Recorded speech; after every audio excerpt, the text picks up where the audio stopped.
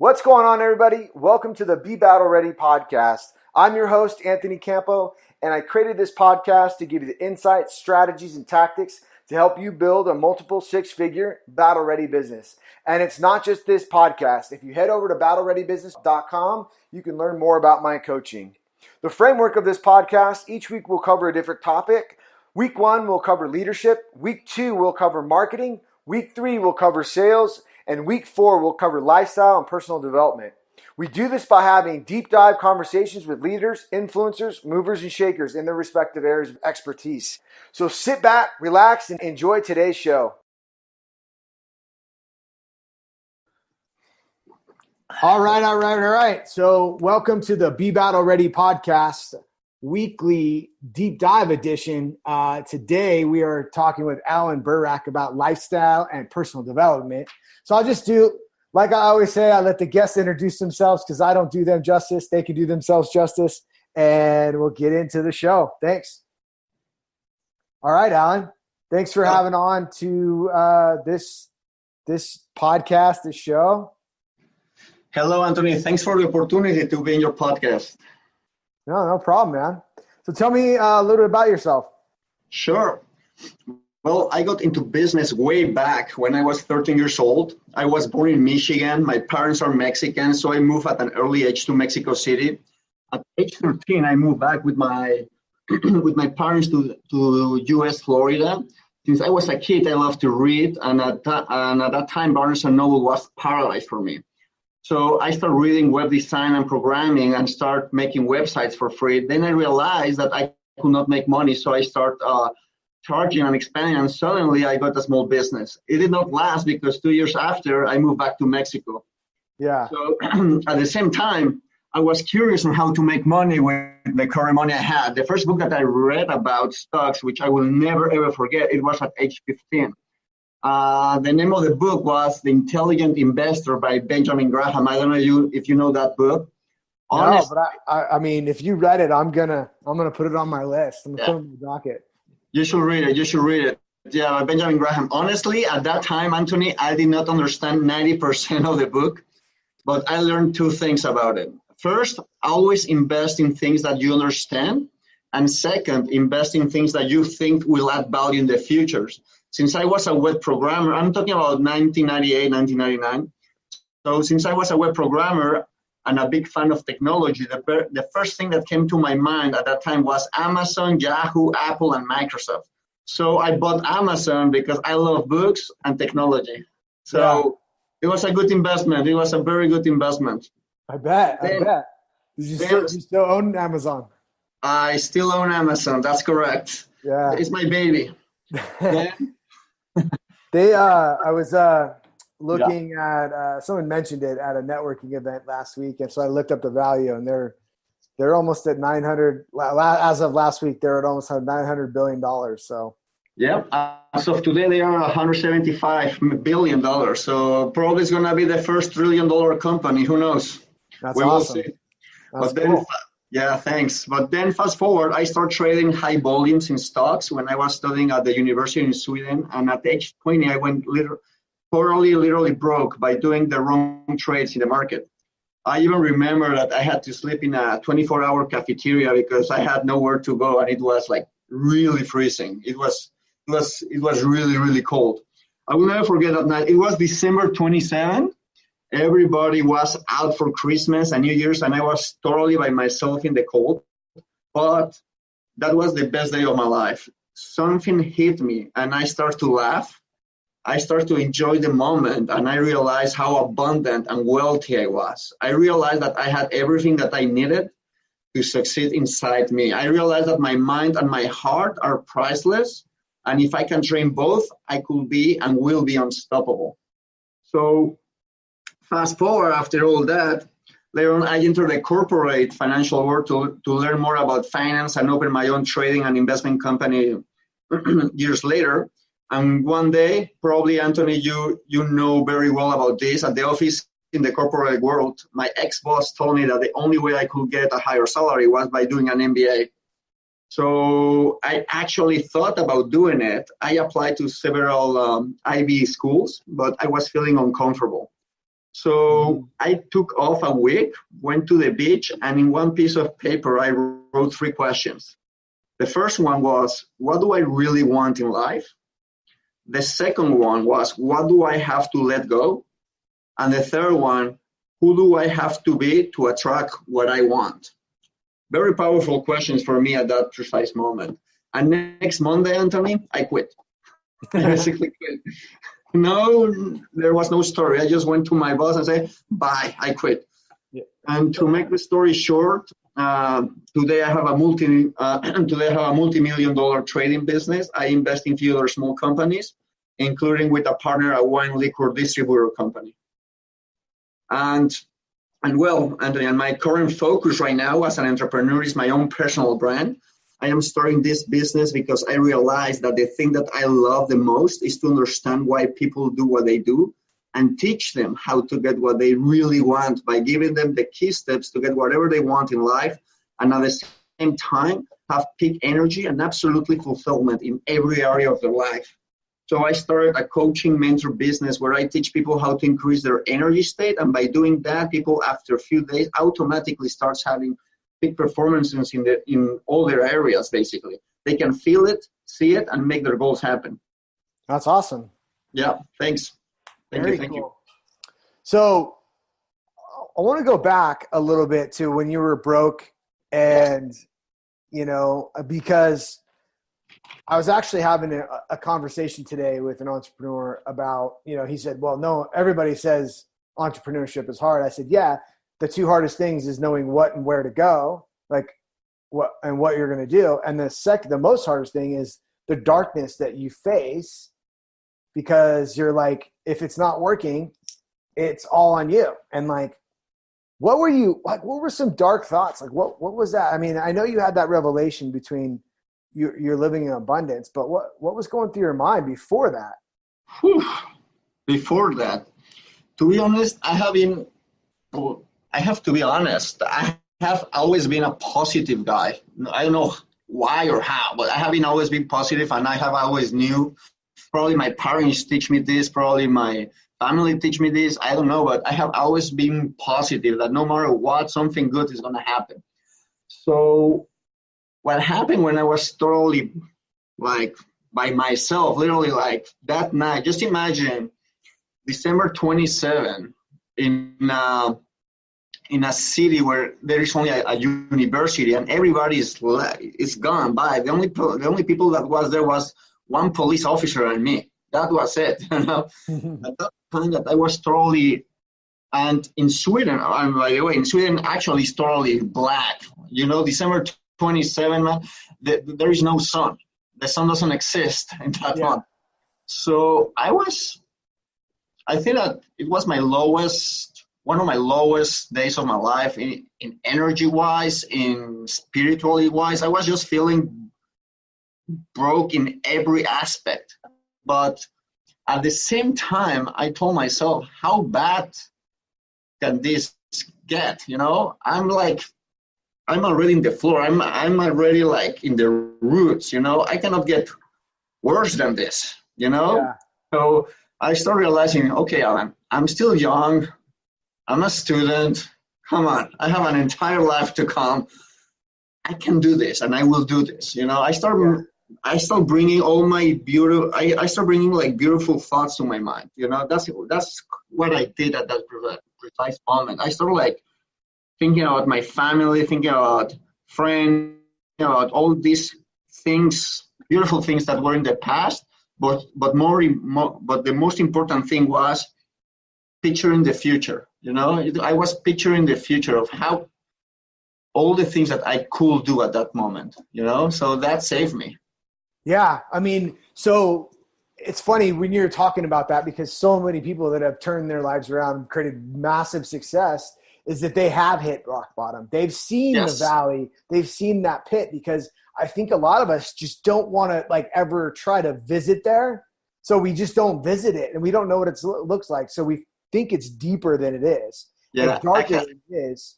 And I totally agree. And how close we are to the possibility of what we wanted to create. Exactly. So is the way you use your was my biggest lesson of all, you know. No teacher, no book, nothing will teach you this, you know. When you are literally like nowhere to go, when you're totally lost, is when you have to make a decision. And the quality of your decisions create the quality of your life. So I'm thankful, I'm grateful that I made a good decision at that time, that I told myself, never again I will feel this way. Never again I will be back in this. I will spend my night in this cafeteria because I had nowhere to go. But next day I will hustle and I will make it happen. And I actually became a bartender 1 week after, you know, to make the money. Nice. Very awesome. So you were having this conversation, like you talked about this MBA, because, you know, there's a lot of people out there that think that they need more education. And you even said it when you were in that cafeteria, like, I have everything that I need. Right. Yes. So, I mean, this is something that if you go back through my content, is that, you know, I keep saying, like, you have everything you need to take that first step, because once you take that first step, you're now able to take the next step. And, but you went into this MBA, and it's like the two things here: you have everything what you need, and you rejected the MBA. So let's talk a little bit about that and like how that intertwines with each other. Yes. You know, and not needing the MBA. Yes. Well, first, let me tell you why. Let me tell you a little bit of my. I can tell you one of my biggest. I want to put two in one right now. I can tell you why I didn't accept the MBA, because it came when I overcame my biggest struggle. So let me talk a bit of my biggest struggle, and I will tell you why I reject my MBA. That sounds good? Yeah, absolutely. Honestly, the biggest struggle I ever had was with myself, okay? I literally was living in a life that had no passion. I felt like a robot. I will say that this was when I was in the corporate world, okay? Even though that I knew that my goal was to be only a few years there to start my business, Anthony, I was surrounded by some people that had so low energy and negativity, and their only goal in life was to make an extra dollar, okay? So you have to be very careful of what you wish for, because wherever you focus, energy flows. For example, if you wish for more money and you're not specific, the universe can give you just $1 more, and there you go. That's your extra money. I am not kidding. In a nutshell, that's what happens in the corporate world.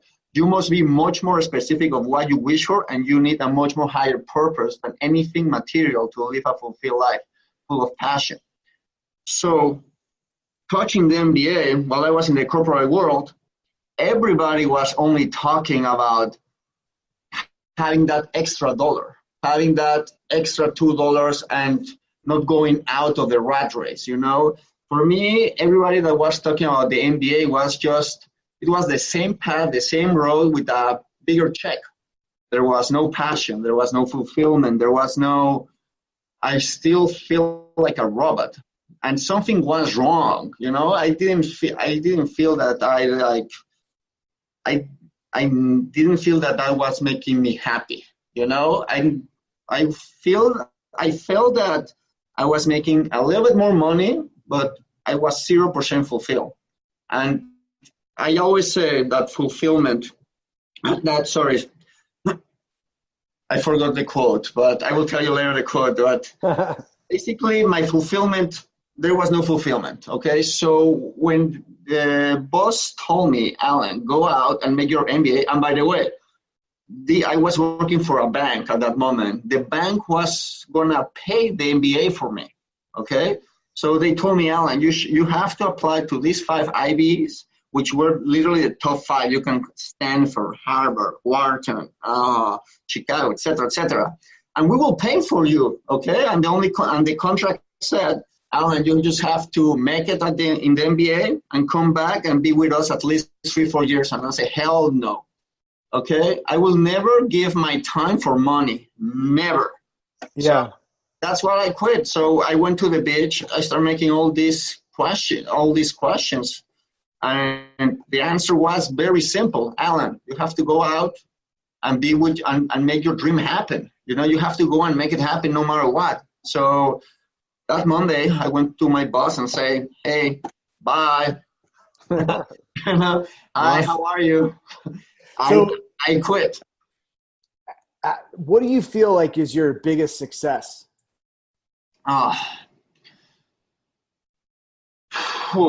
My biggest success in my business right now as a trader, there are many, but what comes to my mind right now, I will say in trading is all about controlling emotions and being patient, okay? So a lot of people think that in the markets you make money fast. I will agree that you can make a little bit more fast money in the markets than in any other company, and it's more liquid. But you must be very, very patient, okay? And patience pays very well. So my success story comes with patience, okay? After implementing and designing my systems for almost 4 years, finally the day came where just one investor believed in me. And since then, I started having so many recommendations and success stories that my fund became a multi-million-dollar business. That's awesome. So I will say that my success story is being patient, that you have to be patient of what you're doing. Okay, if you have a goal and a vision, stick to it. Okay, and if you're not getting to your goal, don't change your goal, change the strategy. And that's what I did. I changed my strategy, I don't know, probably 60 times, Yeah. 60, 65 times, but I never changed my vision and I never changed my goal because I knew exactly what I want. It will come. So stick with your dream. Just change your strategy. That's all. Yeah. I was actually having we had a little conversation with my mentor. I was having a call with my mentor earlier today, and he's an ex-trader, right? He was in Chicago, ended up becoming a coach, right, and mentor. And we were talking about this because last weekend I was in Vegas and I was with a buddy. We were sitting there playing 3-card poker, and I walked away up, but it was the funnest part was is having that patience. And you probably feel that, like having that patience, that state of mind, even when things are up and they're down, right? Like a lot of times we get so caught up in the emotion. And I think we get caught up in both sides of the emotion, the up and the down.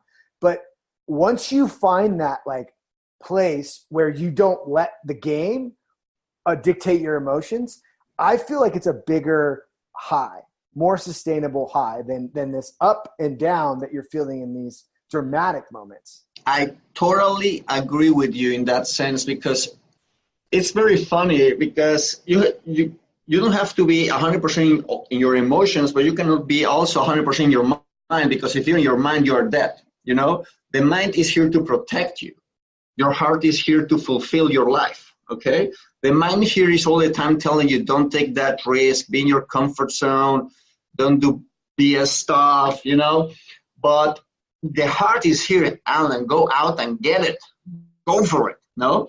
So you have to know when to be emotional, but you have to know how to get those emotions work for you and not against you, And the most successful people that I have studied and been with, they know exactly when to use their mind, when to use their emotions, when to use both. So you really have to decide that you're gonna be in control of your mind, and you're gonna be in control of your emotions. And that moment, boom, it's a life changing. I always say one of the easiest ways to control your life is to control your mind, is to basically wherever you focus, energy flows. Okay, so if you focus in circumstances that you cannot control, you're basically in the road of depression. Okay, you're gonna start getting depressed. Okay, you have to understand what things you can control and what things you cannot control. Okay, so keep your mind in things that you can control, and in the things that you cannot control, just let it be and let it go. Because the things that you can control will overtake the things that you can control. Awesome. And that's trading. In trading, it's impossible to know what's going to happen tomorrow. It's impossible what's going to happen in the market. It's impossible what's going to happen in 5, 6, 7 minutes. You have to let go of everything that's going on in the world. You have to stick with your strategy. You have to stick with your ideas and give it a chance. You cannot. That's the beauty of trading. You have to know yourself so well to be successful in trading. Because if you don't know yourself, the market is gonna suck you up. Yeah. Yeah, absolutely. I love it. So much there, like that you could take away, unpack, and apply it to the rest of your life. If you're an entrepreneur, if you're trying to make your side hustle, your main hustle, whatever it is, there's a lot there. So if you had a debate, if you had to describe the debate going on in your head, what is that? What does it sound like? Yeah, I always say that, like I said before, the quality of your questions create the quality of your life. So I have very clear goals and values, and to be on track, you have to be constantly questioning yourself. The debate in my mind is always with a why question, and most of the time goes like this. Alan, why are you doing what you are doing now? Is this adding value to you and others? Are you becoming better? Is someone else becoming better? How can I use this precise moment more efficient? Is what I'm doing right now getting me closer or further to my goals, values, purpose? And if it's not, take massive action and change it.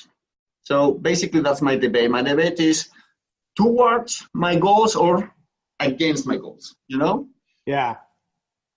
Awesome. So what would your number one piece of advice to aspiring entrepreneurs that want to make their side hustle their main hustle, what would you tell them? I will tell them to never, ever give up. Building a business is not a straight line. You will always have up and downs. The important thing is to be constantly learning, becoming better of what you do, and have a higher purpose than yourself so you can be motivated and still do what you do. So never, ever give up. Awesome. Thank you. So, no problem. What about what's some advice you'd give to your younger self?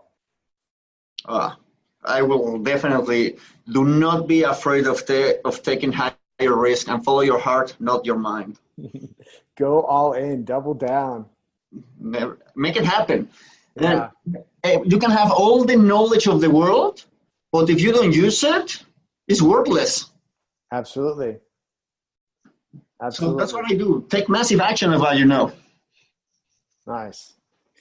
So when you think of the phrase "be battle ready" in lifestyle and personal development, what comes to mind?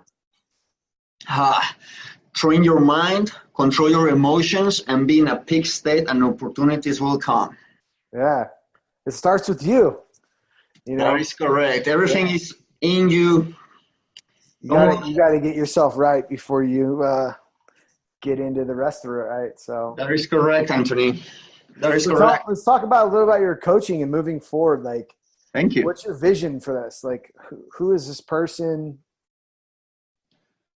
Yes, basically, this is I just started a few months ago, and what I'm doing right now is coaching / mentoring people to be, I call it the peak fulfillment performance, where basically it's all about energy, man. It's all about the way you use your body, the way you use your language, wherever you focus at. So no matter in what area of your life you are, okay, you can always improve it by having a higher energy and being outside of your comfort zone, okay?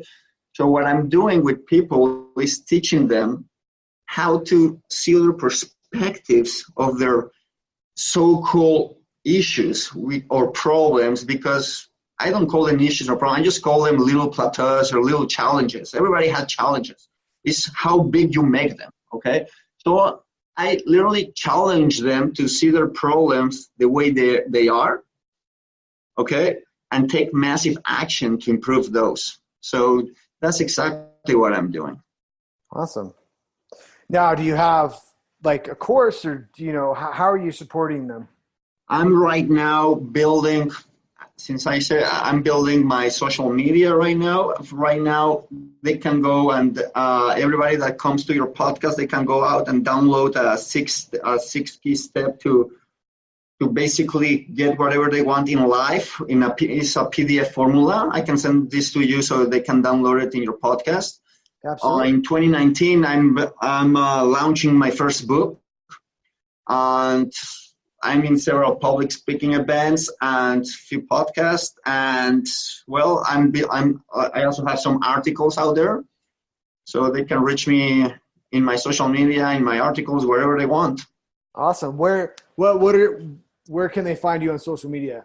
What are those handles? They can find me for the moment, Instagram, Facebook, Twitter. Awesome. And the handle? And the handle, I'm gonna email it to you so you can put it in your podcast. All right. Awesome. Okay. Yeah, very cool. So yeah, well, I appreciate you being on, man. It's good getting to know you, and I look forward if we're ever in each other's towns or same place to get together. I would love to see you, bro. Yeah. Take care. All right, brother. So that ends up this episode of the Be Battle Ready podcast. We'll see you next time. All right, that wraps this week's episode of the Be Battle Ready podcast, brought to you by Battle Ready Business. If you're an aspiring entrepreneur or current business owner and you'd like to take your business to the next level, go over to battlereadybusiness.com to apply for a complimentary one-on-one Battle Ready strategy session. During this session, we'll take a deep dive look into where you're at, where you want to go, and come up with the fastest path for you to build a multi-six-figure battle-ready business. So go over to battlereadybusiness.com to apply for that strategy session, and I look forward to supporting you.